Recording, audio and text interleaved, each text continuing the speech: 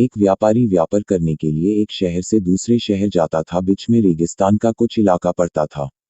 वह आदमी एक नेगेटिव सोच वाला इंसान था। हमेशा शिकायत करता रहता था कि मेरे पास ये नहीं है, वो नहीं है, इसकी कमी है, उसकी कमी है। एक दिन वह रेगिस्तान में से गुजर रहा था, तभी उसकी पानी की बोतल खाली हो जाती है। उसे बड़ी जोर की प्यास लगती है, लेकिन रेगिस्तान में पानी ना मिलने की वजह से उसे बहुत गुस्सा आता है और बोलता है कि कितना खराब जगह है, ना कोई पेड़ ना पानी, रास्ता भी लंबा है, रेगिस्तान पार करना पड़ता है। तभी आसमान की तरफ देख करके कहता है कि भगवान, ये कैसा जगह बना दी है आपने। अगर मेरे पास में बहुत सारा पानी होता, बहुत सारे संसाधन होते, तो इस जगह पर हरियाली कर देता, बहुत सारा पेड़ लगा देता। वह आदमी ऊपर देखकर ये सब बातें कह रहा होता है और ऐसा लग रहा था कि जैसे ऊपर वाले से जवाब का प्रतीक्षा कर रहा हो कि भगवान कुछ कह दे। अब चमत्कार ये हुआ कि वह जैसे ही नीचे देखा, उसे अपने आंखों के सामने एक कुआं दिखाई दिया। वह पूरी तरह से घबरा गया, क्योंकि उसने कभी भी उस रेगिस्तान में कुआं नहीं देखा था। वह कुएं के पास पहुंचा और देखा कि कुआं पूरी तरह पानी से भरा हुआ है, परंतु वह आदमी नेगेटिव सोच वाला था और हमेशा शिकायत करता रहता था। और फिर से आसमान की तरफ देखते हुए बोला, भगवान, पानी से भरा हुआ कुआं तो दे दिया, लेकिन पानी निकलूंगा कैसे।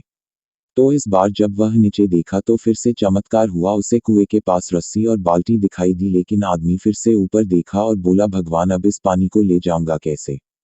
तभी उसको एहसास हुआ जैसे उसके पीछे कोई है। वह पीछे मुड़कर देखा तो एक ऊंट खड़ा हुआ होता है। वह पूरी तरह से घबरा गया, सोचने लगा कि ये तो सच में होने लग रहा है। मैं बातों बातों में कह तो दिया, अब मुझे यहाँ हरियाली करनी पड़ेगी और पेड़ लगाने की जिम्मेदारी लेनी पड़ेगी। आदमी को पानी से भरा हुआ कुआं मिल गया, बाल्टी और रस्सी मिल गई, पानी को ले जाने के लिए ऊंट भी मिल गया, सब कुछ मिल गया। अब वह आदमी सोच रहा था कि ये मैं बातों बातों में क्या बोल दिया, ये तो गड़बड़ हो गया। अब वह तेजी से दौड़कर भागने लगा। वह भाग रहा था, उस जिम्मेदारी से बच रहा था, तभी एक कागज उड़ते हुए आया और इसके शरीर से चिपक गया।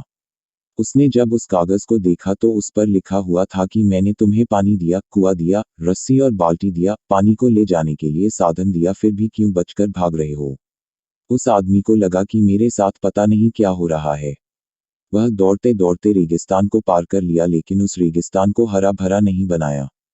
यह कहानी हमें सिखाती है कि हम में से बहुत सारे लोग ये कहते हैं कि बड़े स्कूल में पढ़ लिया होता या बड़े कॉलेज में चला गया होता तो ये कर लेता, अगर मेरे पास बहुत सारा पैसा होता तो ये कर लेता, मेरा बॉस मेरा साथ नहीं देता है, नहीं तो मैं पता नहीं क्या कर देता।